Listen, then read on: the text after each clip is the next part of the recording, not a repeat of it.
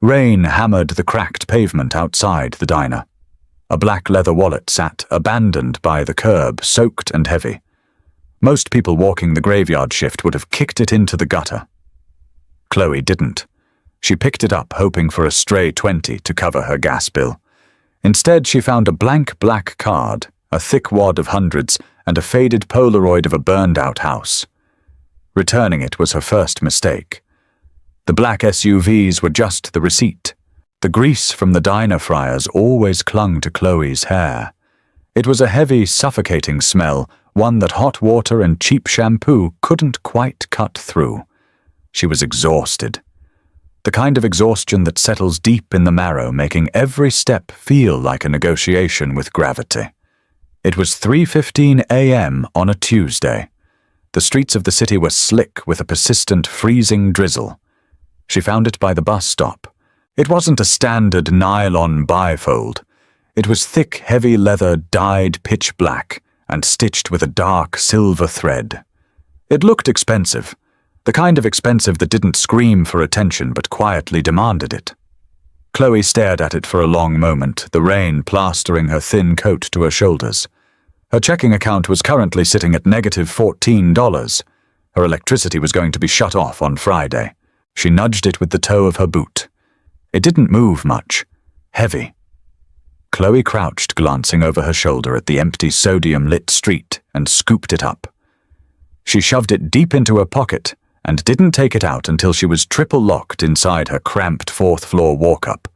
She dumped it onto her chipped laminate kitchen counter. The leather was surprisingly dry on the inside. She flipped it open. No driver's license. No ID cards. Instead, there was a stack of cash. Hundreds. Crisp, perfectly aligned, untouched by the grime of regular circulation. Chloe's breath hitched. She didn't have to count it to know it was easily $5,000. Maybe more. Her hands shook as she thumbed through the bills.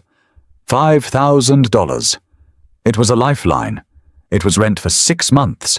It was a new mattress. It was a deep, uninterrupted sleep. But Chloe wasn't an optimist. She was a realist born from a lifetime of hard knocks.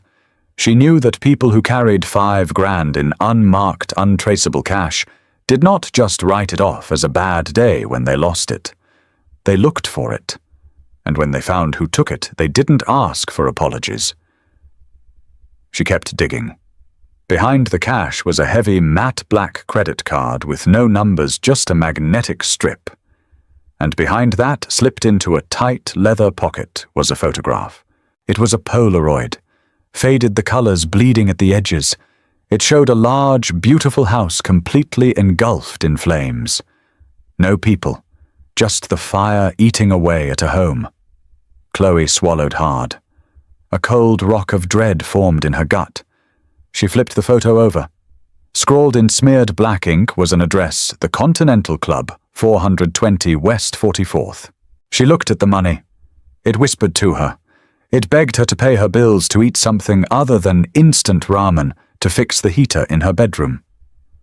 She closed her eyes. No, she said aloud to the empty apartment. No free lunches. The next morning, Chloe didn't sleep. She drank 2 cups of bitter black tea, put her coat back on, and took the subway downtown. The Continental Club wasn't a nightclub. It was a discreet, unmarked building, tucked between a high-end art gallery and a boutique hotel. The brass handle on the heavy oak door was polished to a mirror shine. Chloe pulled the door open. The interior was dead quiet, smelling of cedar-expensive cigars and old money. A man in a tailored charcoal suit sat behind a minimalist marble desk. He looked up, his eyes sweeping over her damp coat, her scuffed boots, and her tired face. He didn't sneer, but the dismissal was immediate. "This is a private club, miss," he said, his voice smooth and cold. Chloe didn't say a word. She walked up to the marble desk, reached into her pocket, and placed the black leather wallet onto the cool stone. The man's eyes dropped to the wallet. The color drained from his face so fast it was almost comical. His posture snapped rigid. The polite dismissal vanished, replaced by an acute, vibrating panic. "I found it by the bus stop on 9th. Chloe said, her voice steady despite the hammer beating in her chest. "Everything is in there. I didn't take a dime." She turned around and walked out. "Wait!" The man called out, his voice cracking slightly. "Miss, wait. He'll want to. You need to wait." Chloe pushed through the heavy oak doors and stepped back into the freezing rain. She practically ran to the subway station. She just wanted to wash her hands of it. She had survived by being invisible. She intended to keep it that way. 3 days passed. The persistent knot of anxiety in Chloe's stomach slowly began to unravel. Nobody kicked down her door. Nobody grabbed her in an alley. The electric company sent her a final notice which grounded her right back into her miserable, mundane reality. She was safe. She was broke, but she was safe. Then Thursday arrived. Chloe was wiping down the counter at the diner, her rag leaving streaks of watered-down sanitizer on the cheap Formica. The bell above the door chimed. She didn't look up, just mumbled a standard greeting. A man sat at the corner booth. The booth with the best view of the entire diner and the street outside. Chloe walked over with a menu and a coffee pot. He didn't belong here. He was wearing a dark navy suit that fit him too perfectly.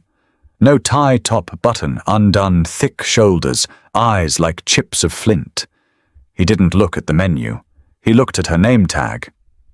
"Just black coffee, Chloe," he said. His voice was a low rumble. She poured it. Her hands were steady, but the hair on the back of her neck stood up. She walked away. Over the next 4 hours of her shift, the man didn't take a single sip. He just sat there, watching her. Whenever she looked over, his gaze was fixed on her, unblinking heavy. When her shift ended at 2 a.m., the man stood up. He dropped a crisp $100 bill next to his full mug and walked out. Chloe told herself it was a coincidence. A creep. The city was full of them. She hurried the 6 blocks to her apartment, the icy wind biting through her jeans. When she turned onto her street, her steps faltered. Her neighborhood was a dumping ground for rusted sedans and stolen hatchbacks. But parked directly across from her building was a massive, pristine black Lincoln Navigator. Its windows were tinted so dark they looked like slabs of obsidian. As Chloe walked past it, the engine purred to life. A low, menacing growl in the quiet night. She didn't look at it. She kept her head down, crossed the street, and fumbled with her keys at the front door of her building. She got inside, locked the lobby door, and sprinted up the 4 flights of stairs. She slammed her apartment door shut, threw the deadbolt, fastened the chain, and backed away, breathing heavily. "You're being paranoid," she thought, pressing the heels of her hands against her eyes. "It's just a car."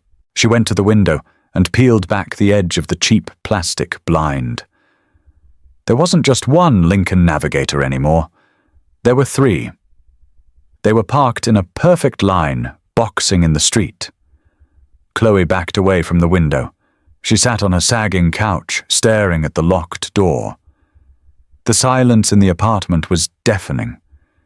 She waited for the sound of boots on the stairs. She waited for the door to be kicked off its hinges. Nothing happened. They didn't come that night, or the next day, but the cars didn't leave.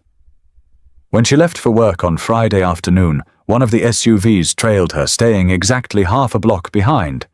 When she took the bus, a man in a dark jacket got on and sat 2 rows behind her, staring out the window. When she got to the diner, the same man in the navy suit from Thursday was sitting in the corner booth. They were suffocating her. They weren't hiding.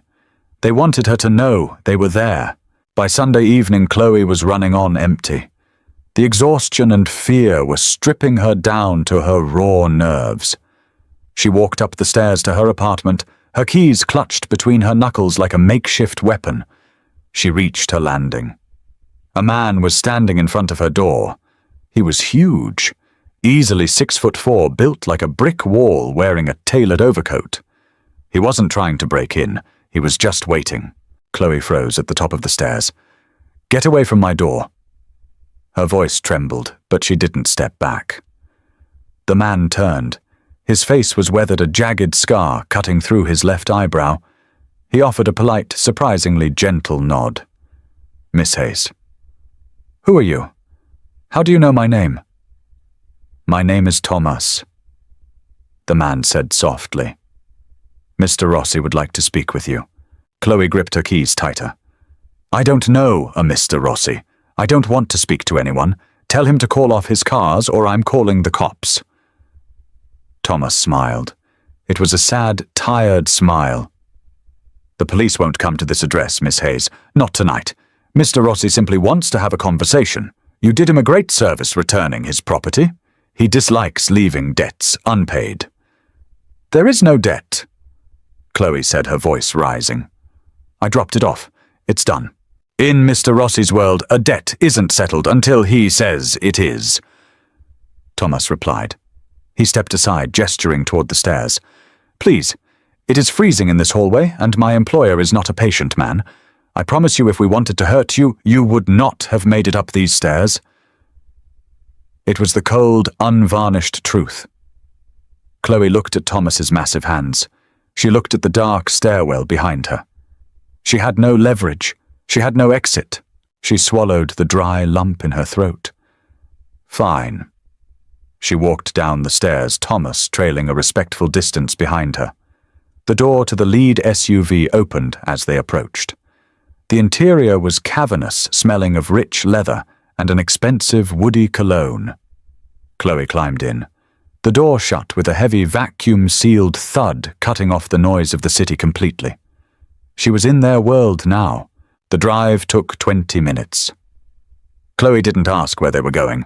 The tinted windows turned the bright, chaotic streets of the city into a muted, blurry movie playing on a screen. Thomas sat in the front passenger seat, staring straight ahead. The driver was a ghost, completely silent. The SUV finally pulled into a private underground parking garage. The concrete walls were spotless. Thomas opened her door and guided her toward a private elevator. He swiped a keycard and they ascended in utter silence. The doors opened and Chloe stepped out into a space that took her breath away. It was a restaurant, but it was entirely empty. Floor-to-ceiling windows offered a panoramic view of the city skyline, the lights glittering like crushed diamonds against the black sky.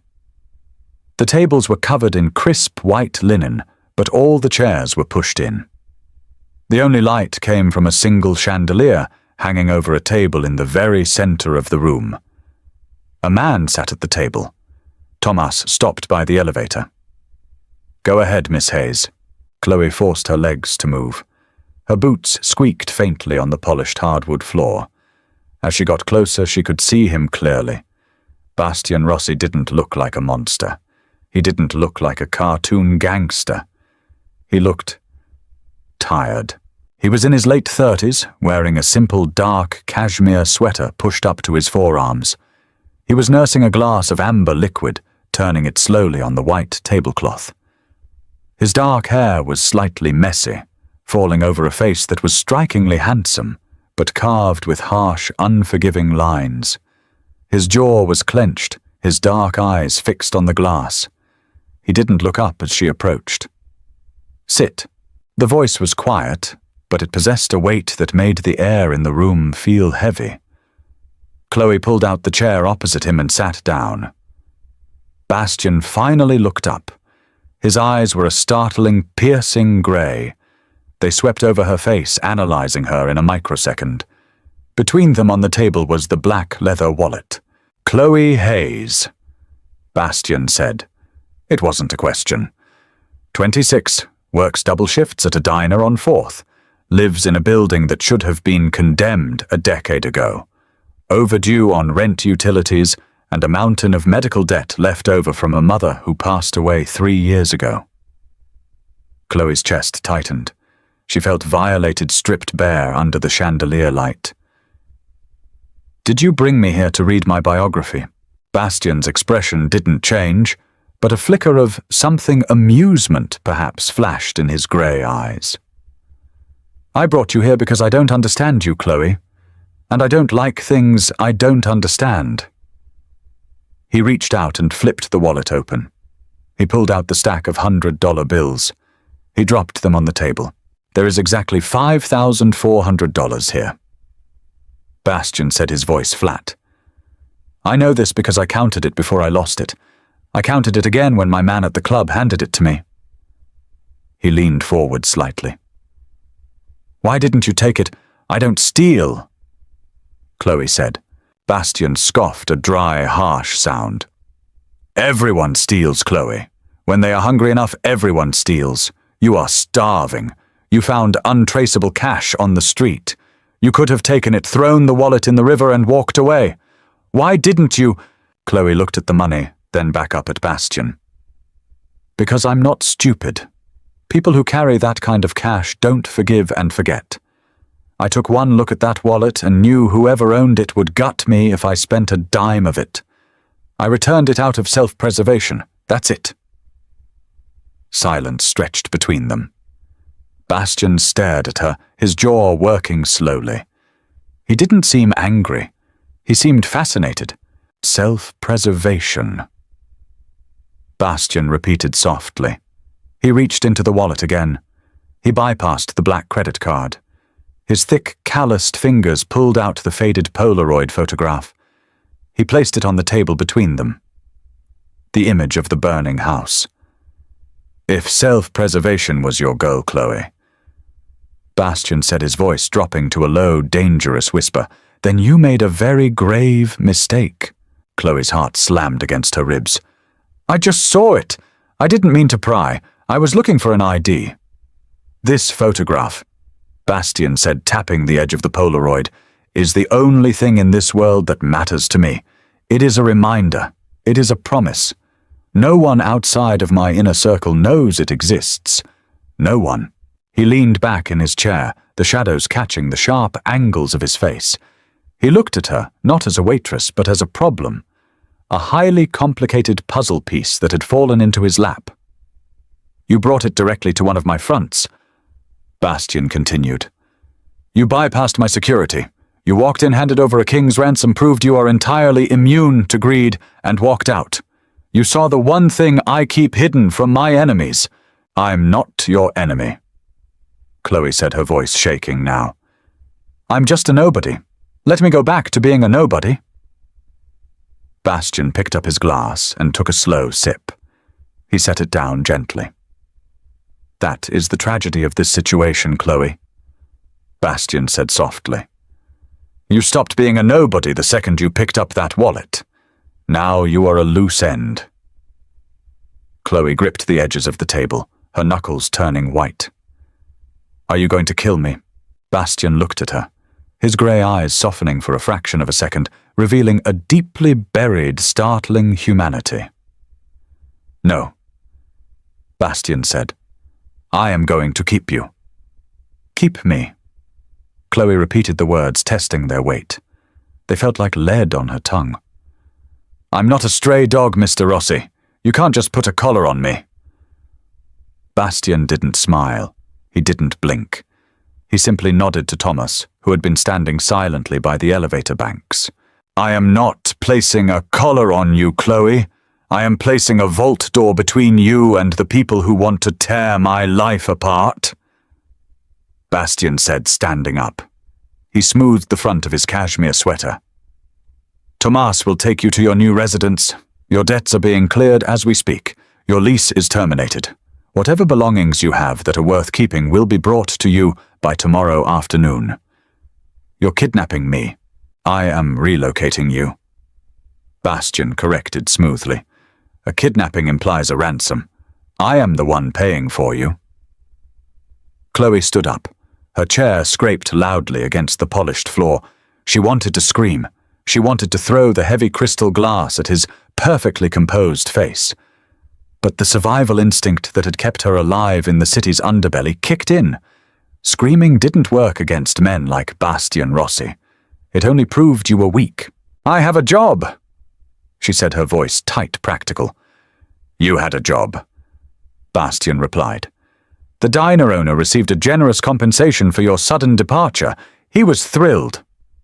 Before she could argue further, Thomas was beside her. His massive hand hovered just inches from her elbow, a polite suggestion with a mandatory enforcement. Chloe looked at Bastian one last time. He was already turning away, his attention shifting to a vibrating burner phone on the table. She was dismissed. The drive was short. They didn't leave the city. They went up. The penthouse was located in a sleek, anonymous high-rise in the financial district. When the private elevator chimed and the doors slid open, Chloe stepped into a space that made her chest ache. It was massive, walled with soundproof glass overlooking the Hudson River. The floors were heated, polished concrete. The furniture was minimalist expensive and completely devoid of warmth. It was a museum exhibit of a home. There is food in the refrigerator, Thomas said, stepping out behind her. He handed her a small, heavy key fob. This operates the elevator. However, it will only take you down to the lobby if Mr. Rossi authorizes it. The windows are reinforced. The doors lock automatically. Chloe looked at the fob in her palm. So it's a prison, just a nice one. Thomas sighed. It was the same tired sound he'd made in her filthy hallway. Miss Hayes, there are men in this city who would pull out your fingernails just to see if you knew what brand of watch Mr. Rossi wears. You saw his private property. You are safer here than anywhere else on Earth. And when he gets bored of me. Thomas didn't answer. He just stepped back into the elevator. The doors closed, leaving Chloe in absolute, suffocating silence. She spent the first 2 days waiting for the other shoe to drop. She paced the length of the penthouse until her heels blistered. She checked every window. Locked. She tried the elevator. It hummed, flashed red, and went nowhere. The refrigerator was stocked with fresh produce, prime cuts of meat, and imported water. She ate instant ramen she found in a back pantry out of sheer spite. On the third night, the elevator chimed. Chloe froze on the velvet sofa, pulling her knees to her chest. The doors parted. Bastian stepped in. He looked worse than he had at the restaurant. His suit jacket was missing. His white dress shirt was unbuttoned at the collar, and there were dark, rust-colored splatters across his left cuff. Blood. He didn't look at her. He walked straight to the kitchen island, poured 3 fingers of scotch from a decanter, and downed it in a single swallow. "Did you kill someone?" Chloe asked. The words slipped out before she could stop them. Bastian stopped. He turned slowly, leaning his hip against the marble counter. His grey eyes were hollow, exhausted. "Not personally. Not tonight. Is that supposed to make me feel better? I don't care how it makes you feel, Chloe." His voice was hoarse. He poured another glass. "I care that Sullivan's men are making aggressive moves on my southern ports. I care that my supply lines are being disrupted. I care that I have a headache that feels like a railroad spike behind my eyes." He walked over to the living area and collapsed into the armchair opposite the sofa. He stared at her. She stared back. She didn't shrink away from the blood on his cuff. "You haven't touched the food in the fridge." He noted his gaze dropping to the empty ramen cup on the coffee table. "I don't like owing people." Bastian laughed. It was a dark, scraping sound. "You owe me your life. A steak isn't going to tip the scales." A note on power. To Chloe, accepting the food meant accepting the cage. The hunger she felt wasn't just physical. It was a desperate clawing for control. "Let me out, Bastian." It was the first time she used his first name. His eyes snapped up to hers.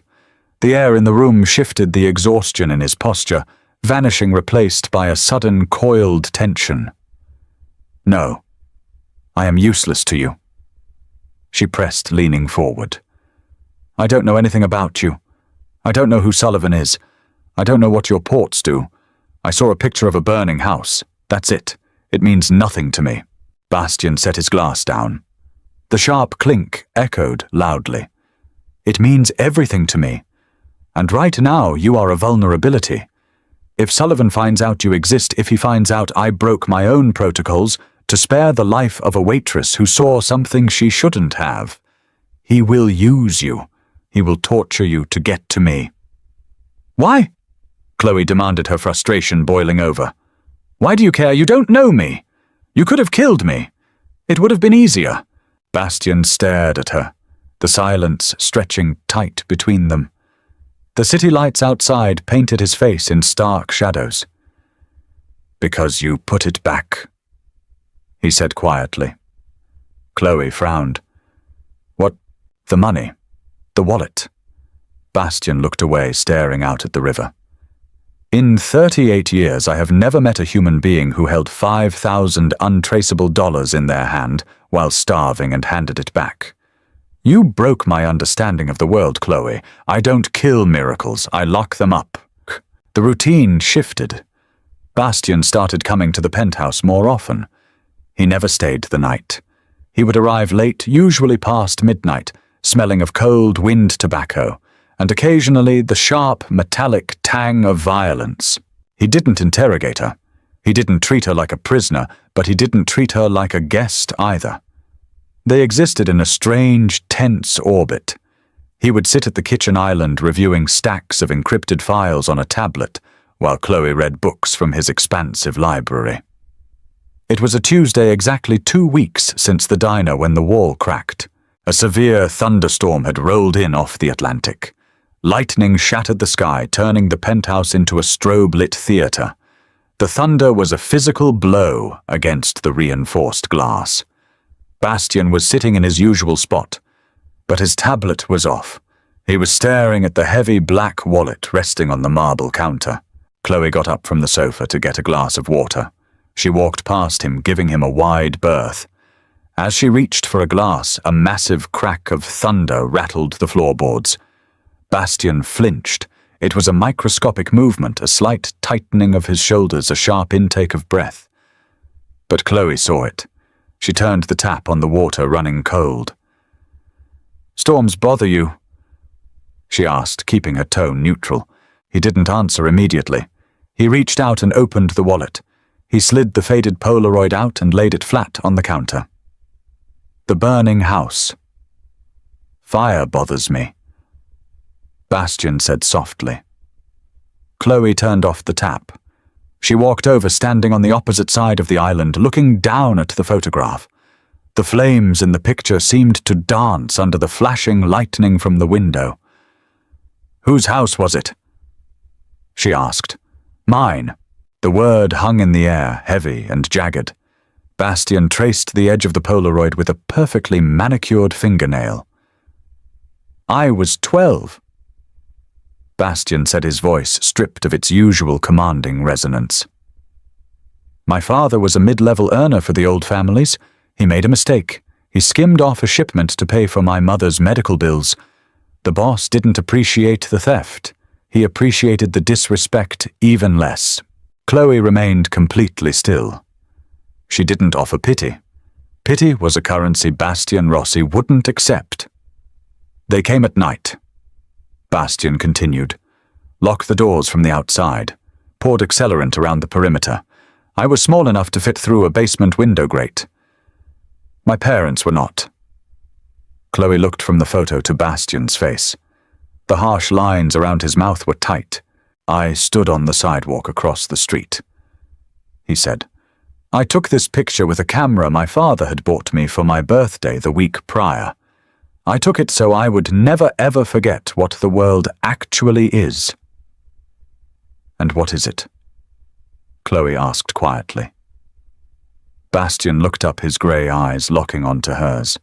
They were cold, absolute. "It is a transaction. You are either the one holding the match or the one locked inside the house. There is no middle ground. That's a sad way to live." "It is a way to survive!" He snapped, a sudden spark of anger flaring. "Look around you, Chloe. The men who burned my house are dead. I own the ground they were buried in. I built an empire on their ashes. I hold the matches now." "And yet," Chloe said, her voice steady, "you're terrified of the rain." Bastian froze. The anger in his eyes shifted into something volatile, dangerous. He stood up slowly, leaning across the marble island. He was massive, imposing a predator realizing its prey was not backing down. "Careful, Chloe." "Or what?" she challenged, the cynical, hardened part of her rising to the surface. She had spent her whole life shrinking away from angry men. She was done shrinking. "You'll lock me in a burning house, you already locked me in a glass box." Bastian stared at her. The lightning flashed again, illuminating the sharp planes of his face. He didn't hit her. He didn't yell. He let out a long, slow breath. The tension bled out of the room. "You have a sharp tongue for someone who eats instant noodles out of spite," he murmured. "It's a survival tactic," Chloe replied, not breaking eye contact. "We all have them." Bastian looked down at the Polaroid. With a swift, practiced motion, he slid it back into the wallet and tucked it into his jacket pocket. "Sullivan has found out I'm holding someone," he said abruptly, changing the subject with whiplash speed. "He doesn't know who, but he knows I'm keeping a woman guarded by my best men. He thinks you are leverage." Chloe's stomach dropped. The reality of her situation, pushed away by the sterile luxury of the penthouse, came crashing back. "What does that mean for me?" "It means you are not to leave this floor under any circumstances," Bastian said. His tone was back to business. Cold, detached. "Thomas will be stationed inside the penthouse starting tomorrow. You are a target now, Chloe, not just a loose end." He turned and walked toward the elevator. "Bastian," she called out. He paused, looking over his shoulder. "If I'm a target," she said, her hands gripping the edge of the marble counter, "then give me a gun." Bastian Rossi actually smiled. It was a genuine, terrifying expression. "No, but I will teach you how to use a knife." The knife was solid steel, perfectly balanced, and terrifyingly sharp. "You're holding it like a kitchen spatula," Thomas observed from the corner of the room, his arms crossed over his massive chest. Chloe glared at him, her chest heaving. She was wearing leggings and a loose t-shirt drenched in sweat. The living room furniture had been pushed against the walls to create a makeshift sparring mat. Bastian stepped in front of her. He was wearing a dark grey t-shirt, revealing thick forearms corded with muscle and faded tattoos. "Thomas is right," Bastian said, his voice entirely devoid of its usual mocking lilt. "This was business. If you hold it like that, I don't even have to disarm you. You'll drop it the second you hit bone." "I don't plan on hitting bone," Chloe snapped, wiping sweat from her forehead with the back of her hand. "I plan on slicing and running. In an ideal world, yes," Bastian said, stepping closer. "But my world is not ideal. If one of Sullivan's men gets his hands on you, he is going to be twice your size and high on adrenaline. Slashing won't stop him. You need to puncture." He reached out and covered her hand with his. His skin was hot, his grip like a vice. He adjusted her fingers, moving her thumb to the side of the handle, anchoring the blade. "Keep the blade flat," Bastian murmured, stepping into her space. His chest was inches from her back. She could feel the heat radiating off him. "If you thrust vertically, it can catch on the ribs. Horizontally, it slips between them." Chloe swallowed hard.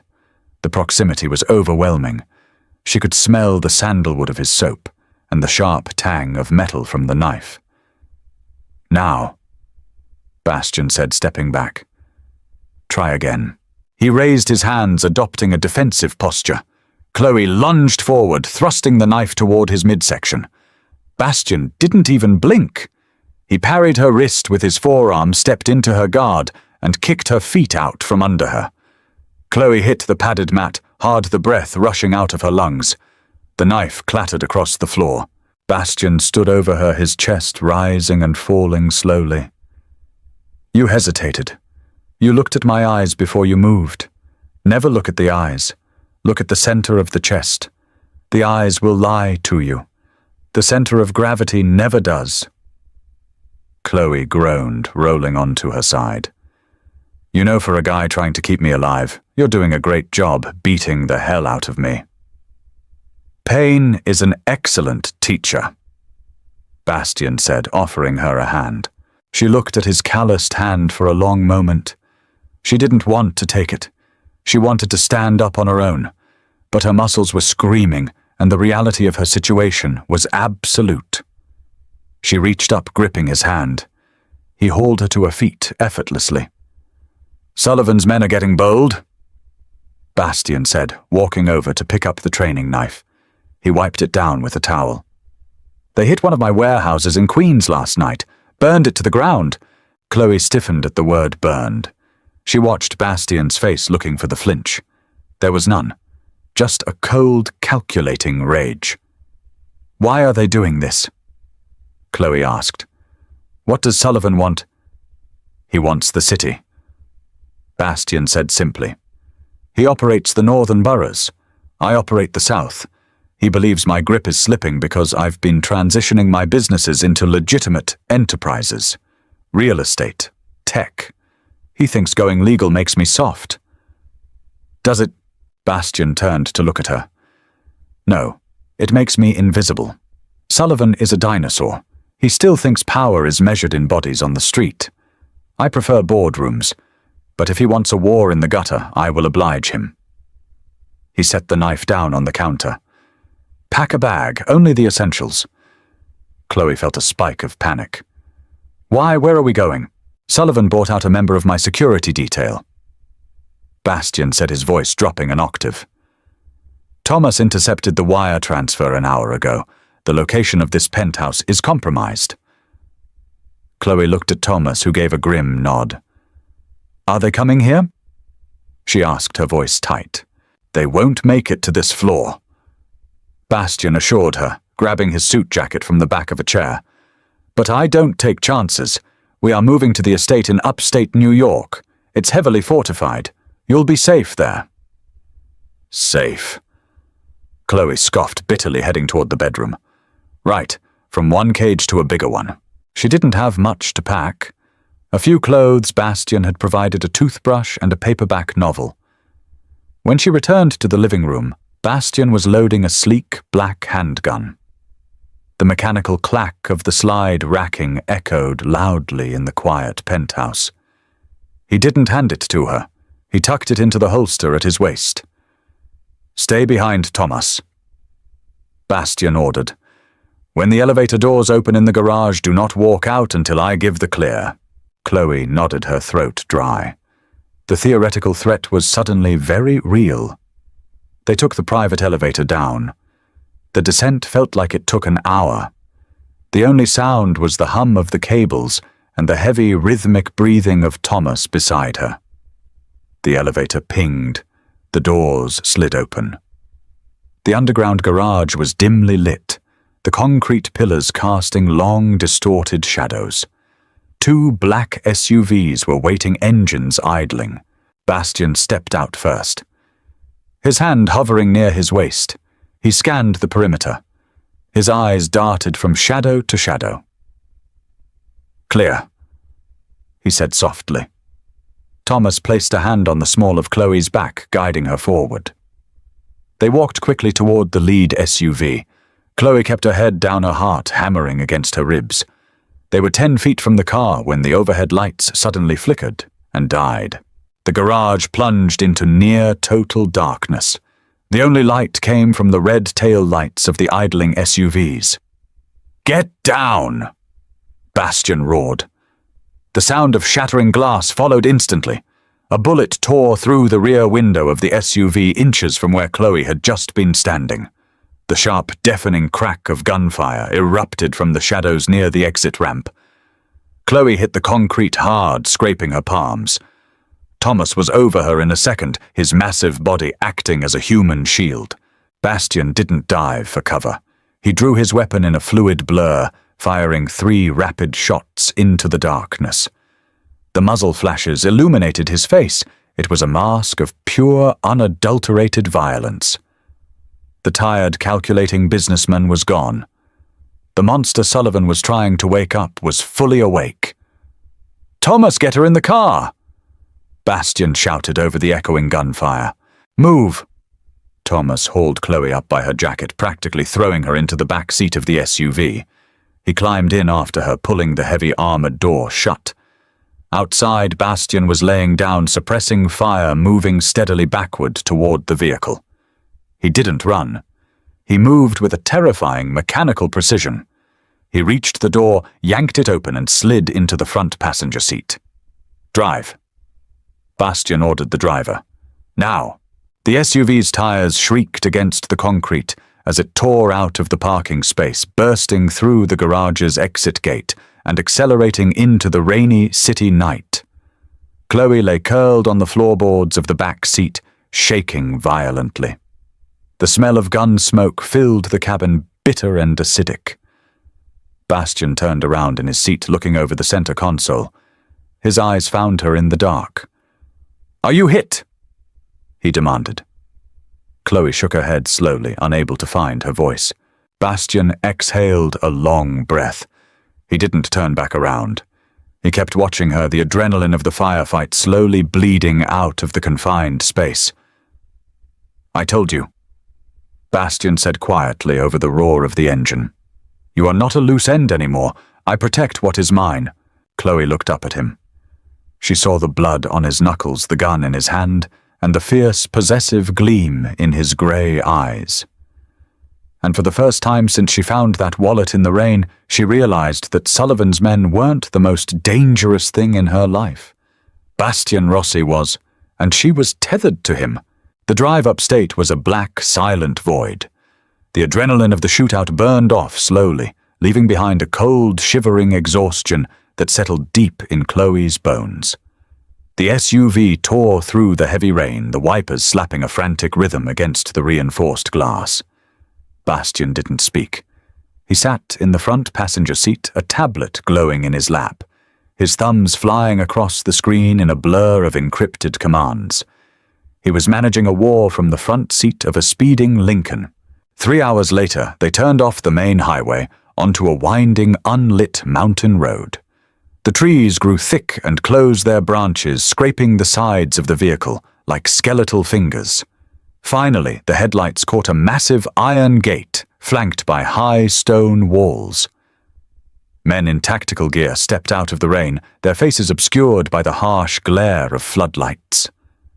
Bastian rolled down his window just enough to be seen. The gate swung open. This wasn't a country estate. It was a compound. The house itself was a sprawling structure of dark stone and timber built into the side of a rocky incline. It looked less like a home and more like a fortress designed to withstand a siege. Thomas helped Chloe out of the SUV. Her legs felt like lead. The rain soaked her instantly, but she barely felt it. Bastian was already moving, flanked by 2 armed guards who had emerged from the front doors. "Take her to the east wing." Bastian ordered Thomas without breaking his stride. "Post Leo at the hallway door. No one goes in or out without my verbal authorization." "Wait," Chloe called out, her voice raspy. Bastian stopped. He turned on the wet stone steps, the rain plastering his dark hair to his forehead. "There is nothing to discuss tonight, Chloe. You are exhausted. You need to sleep." "Sleep?" She let out a harsh, incredulous laugh. "People just shot at us. You killed a man in a parking garage." "I killed 2. Bastian corrected his voice, flat, devoid of ego or regret. "And if you want to stay alive, you will go inside, lock the door, and sleep." He didn't wait for a response. He turned and disappeared into the house. The east wing was a gilded tomb. The bedroom Thomas led her to was larger than her entire apartment building floor. It featured a massive 4-poster bed, dark mahogany furniture, and a stone fireplace that was already crackling with a warm, steady fire. The windows were narrow and barred with decorative but undeniable wrought iron. Chloe didn't take off her clothes. She didn't get into the bed. She sat in a heavy leather armchair facing the door, pulling her knees to her chest. She stared at the brass handle. Hours bled into one another. The storm outside raged on, rattling the window panes. Chloe's mind raced, replaying the muzzle flashes in the parking garage, the smell of the cordite, the terrifying mechanical ease with which Bastian had pulled the trigger. "I protect what is mine," the words echoed in her skull. She wasn't a person to him. She was an asset, a piece of property he had decided was worth keeping off the board. By 4 a.m., the silence in the room became unbearable. Chloe stood up. Her muscles ached, protesting every movement. She walked to the door and opened it. A young man in a dark suit was sitting in a chair down the hall. He stood up immediately, his hand drifting toward his jacket. "Leo, I need water," Chloe said, her voice steady. "There is bottled water in the mini-fridge in your room, miss." Leo replied politely. "I want ice." Leo hesitated. He looked at her, weighing the threat level of a 90-pound exhausted waitress against the wrath of his boss. "The kitchen is downstairs to the left. I have to escort you." "Fine." They walked in silence. The house was cavernous, smelling of wood smoke and old leather. As they passed a heavy oak door left slightly ajar, Chloe heard the low murmur of voices.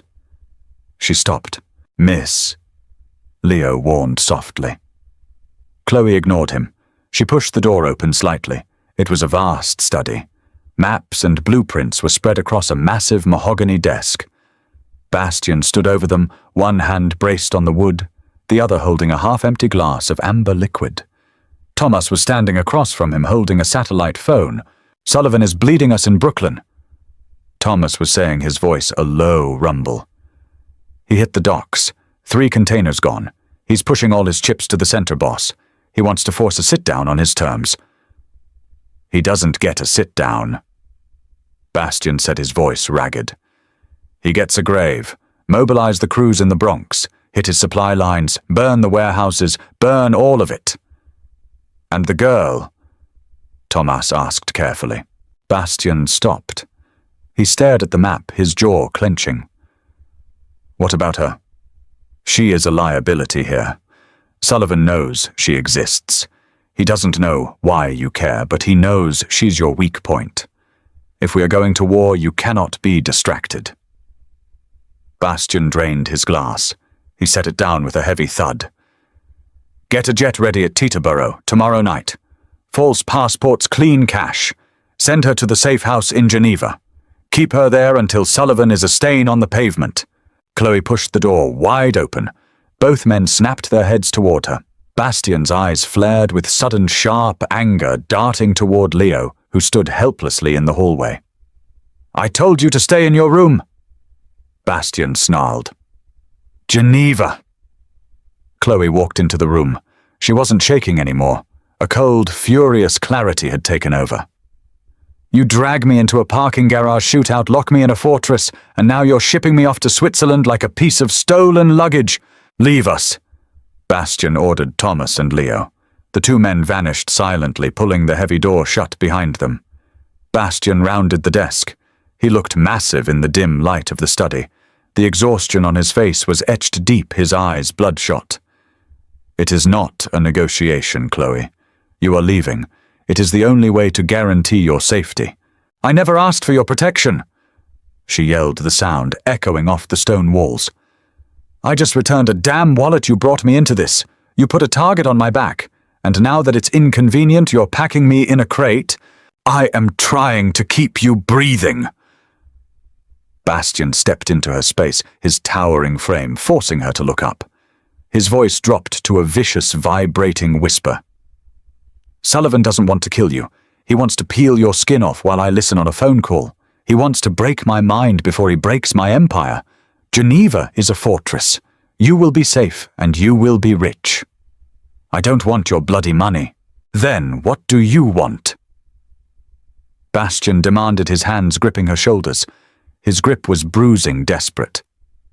"Tell me what you want, Chloe, because right now looking at you is the only thing keeping me from tearing this city apart with my bare hands."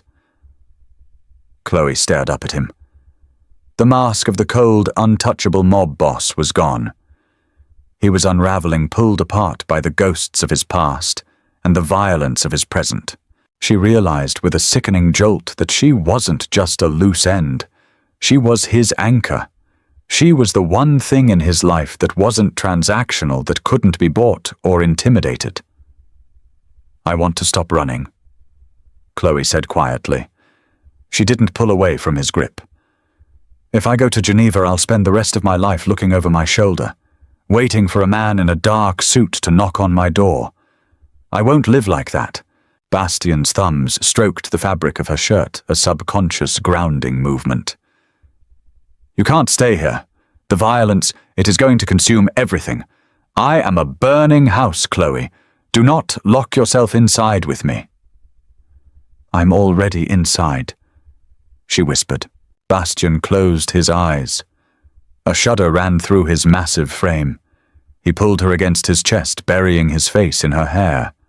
It wasn't a romantic embrace. It was the desperate clinging of a drowning man to a piece of driftwood. He smelled of rain scotch and gunpowder. "Then heaven help us both," he murmured against her temple. The heavy oak door suddenly slammed open. Thomas stood in the frame. His face was entirely devoid of color. The satellite phone was crushed in his massive fist. "They're here," Thomas said. The power cut instantly. The sprawling estate plunged into absolute blackness. A heartbeat later, the backup generators kicked in, bathing the hallways in a sickly dim red emergency light. "Tracker," Bastian said. His voice was a razor blade. He released Chloe, his hand dropping instantly to the holster at his waist. The gun was out in a fraction of a second. They must have slapped a magnetic beacon on the undercarriage of the SUV during the garage shootout. "Proximity alarms are triggered at the tree line," Thomas reported, stepping into the room. He handed a heavy matte black shotgun to Bastian. "Motion sensors indicate at least 20 men. They bypassed the main gate. They came up through the mountain ridge." Bastian racked the shotgun with a deafening clack. "They want a slaughter. Let's give it to them." He turned to Thomas. "Take her to the basement vault. Lock the reinforced door. Do not open it unless you hear my voice." "No," Chloe said, grabbing Bastian's forearm. "Don't leave me in a box." Bastian looked down at her hand, then up at her face. The red emergency lights cast harsh demonic shadows across his features. "You want to survive, Chloe? You do exactly what I say." Thomas' move gunfire erupted outside. It wasn't the sharp pop of handguns. It was the heavy rhythmic thud of automatic assault rifles. The sound tore through the thick timber walls, followed by the shattering of glass in the west wing. Thomas grabbed Chloe by the arm and hauled her out of the study. They sprinted down the red-lit hallway. The house was alive with chaos. Men in tactical gear were running past them, barking orders over radios. Dust fell from the ceiling as bullets chewed through the stone exterior. They reached a narrow staircase hidden behind a heavy tapestry. Thomas shoved her down the steps. "Keep moving. Don't stop." Chloe stumbled, catching herself on the stone wall. The air down here was cold and smelled of damp earth. At the bottom of the stairs was a long, narrow corridor leading to a massive steel vault door. "Almost there," Thomas grunted, pushing her forward. Above them, an explosion shook the foundation. The lights flickered violently. Dust rained down in thick sheets. They were 20 feet from the vault when a man stepped out from a side wine cellar. He was wearing tactical gear, a black balaclava obscuring his face. He held a suppressed submachine gun. He saw Thomas and raised the weapon instantly. Thomas didn't hesitate. He shoved Chloe violently to the ground against the wall and threw his massive body forward. The suppressed weapon coughed. "Thwip, thwip, thwip," Thomas roared. Blood sprayed across the stone wall as bullets tore into his shoulder and thigh. But his momentum carried him forward. He slammed into the gunman, pinning him against the wine racks. Bottles shattered, raining glass and dark red liquid over them. "Run!" Thomas choked out, wrestling with the man for the rifle. Chloe scrambled backward on her hands and knees. She looked at the steel vault door. It was 10 feet away. But she couldn't leave him. Thomas had stood between her and a bullet twice in one night. She looked around frantically. Her eyes locked on the shattered remnants of a wine bottle on the floor. She didn't have the training knife. But Bastian's voice echoed in her head with crystal clarity. Keep the blade flat. Horizontal, don't look at the eyes. Look at the center of gravity. Chloe grabbed a jagged shard of thick green glass. It sliced into her palm, warm blood instantly slicking her skin. She didn't drop it. The gunman kicked Thomas hard in his wounded thigh. Thomas collapsed with a sickening groan, his grip failing. The gunman raised the rifle, pointing it down at Thomas's head. Chloe didn't scream.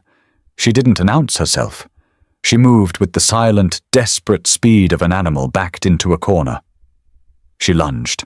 She slammed into the gunman's back.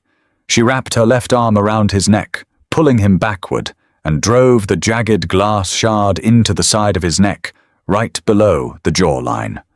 She drove it in flat, horizontal. The man stiffened rigidly. The rifle clattered to the stone floor. He let out a wet, gurgling sound and thrashed backward, slamming Chloe against the wall. The impact knocked the wind out of her, but she didn't let go. She twisted the glass, her hands slick with a terrifying mixture of her own blood and his. The man's knees buckled. He collapsed to the floor, dragging Chloe down with him. He twitched twice, and then lay entirely still. Chloe rolled off him, gasping for air. Her hands were dyed crimson. She stared at the unblinking eyes of the dead man through the holes of his balaclava. Her stomach heaved violently. She turned away and threw up on the stone floor. "Miss Hayes," a weak voice rasped. Chloe wiped her mouth with a shaking, bloody hand and crawled over to Thomas. He was leaning against the wall, clutching his shoulder. His breathing was shallow, his face grey. "I'm here," she whispered, tearing the hem of her shirt and pressing it against his shoulder wound. Thomas looked at the dead man, then back at Chloe. A faint, grim smile touched his lips. "Horizontal. He told me to keep it flat." Chloe sobbed, the adrenaline crashing down on her, leaving nothing but sheer terror. Footsteps pounded down the stone stairs. Heavy, fast. Chloe grabbed the dropped rifle. It was impossibly heavy.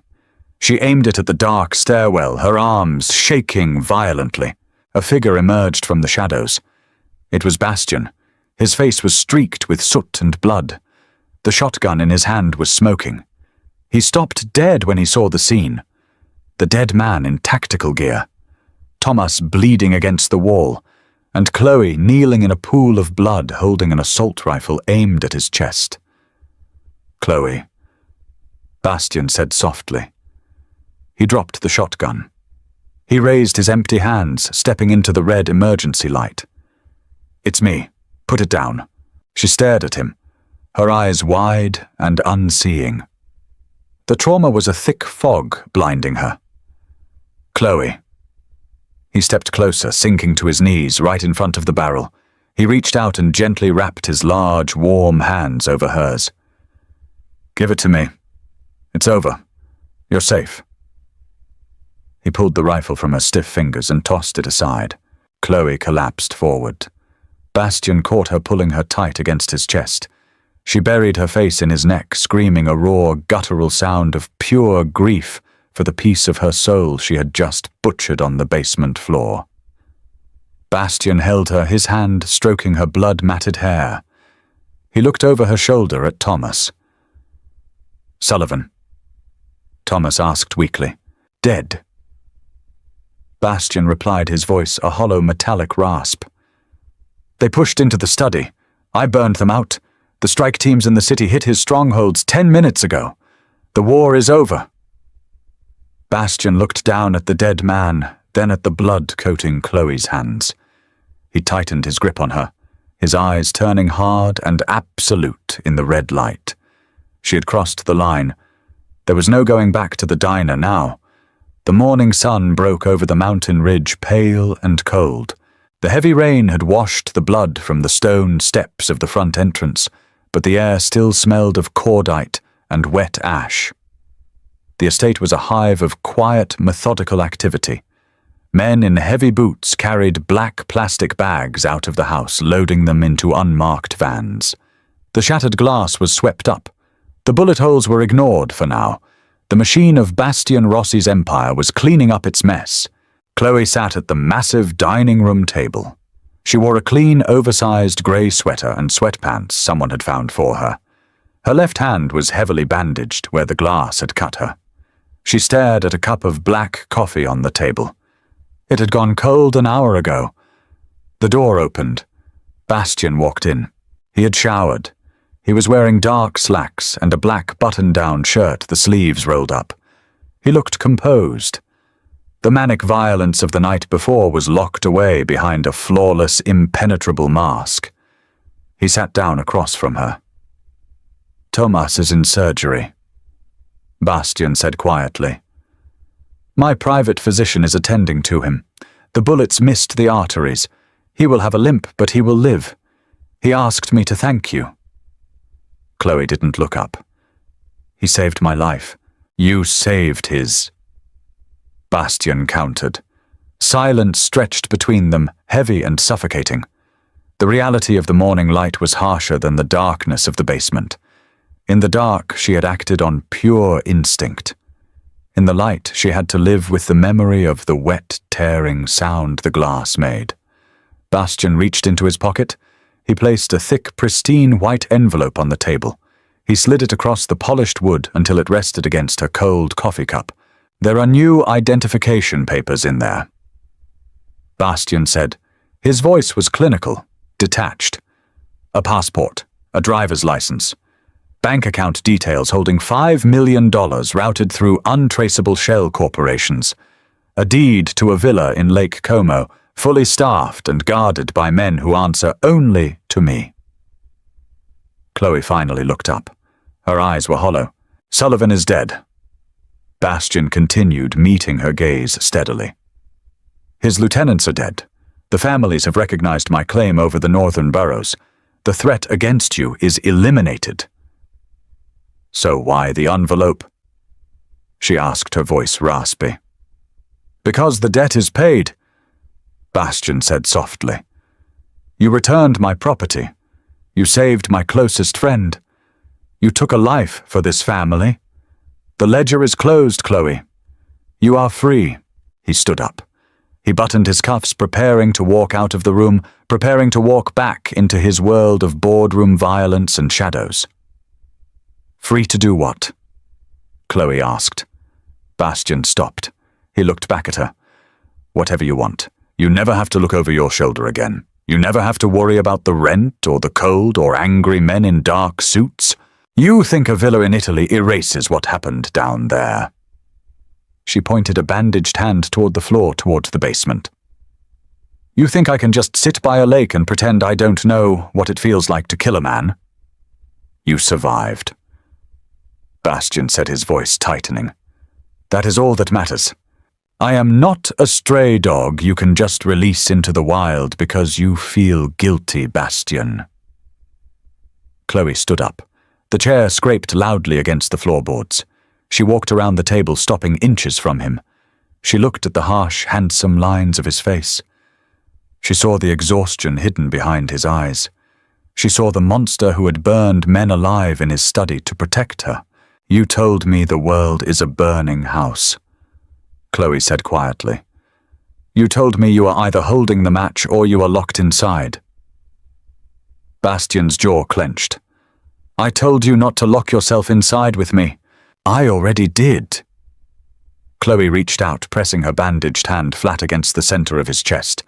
She could feel his heart hammering against his ribs, a frantic, steady rhythm. "I killed a man for you. I crossed the line. There is no normal life waiting for me out there. There is only this." Bastian looked down at her hand, then up at her face. The mask broke. The cold, calculating boss vanished, replaced by a man who was deeply, terrifyingly obsessed. "If you stay," Bastian whispered, his voice trembling with a suppressed, violent need. "There is no leaving. Ever. You will be my weakness, and I will be your cage. I will build an empire of ash just to keep you safe, but you will never truly be clean again." "I don't want to be clean," Chloe said. The cynicism of her past met the dark reality of her present, forging something entirely unbreakable. "I want to hold the match." Bastian let out a ragged breath. He reached up his large hand, cupping her face, his thumb gently tracing the bruise on her cheekbone. He leaned down, pressing his forehead against hers. "Then let it burn," he whispered. He didn't kiss her. It wasn't that kind of romance. It was a binding contract signed in blood and sealed in the quiet aftermath of a slaughter. The black leather wallet sitting in his pocket had brought her to his door, but it was the shared darkness that would keep her there forever. Outside, the sun fully crested the mountain, casting long, sharp shadows across the iron fortress. The diner on 4th Street was a lifetime away. Chloe Hayes was dead. The Queen of Bastian Rossi's empire had just opened her eyes. If you enjoyed this dark, gritty romance and want to see more grounded stories where the stakes are life, death, and absolute loyalty, make sure to smash that like button, share this video with your friends, and subscribe to the channel so you never miss an upload. See you in the next one.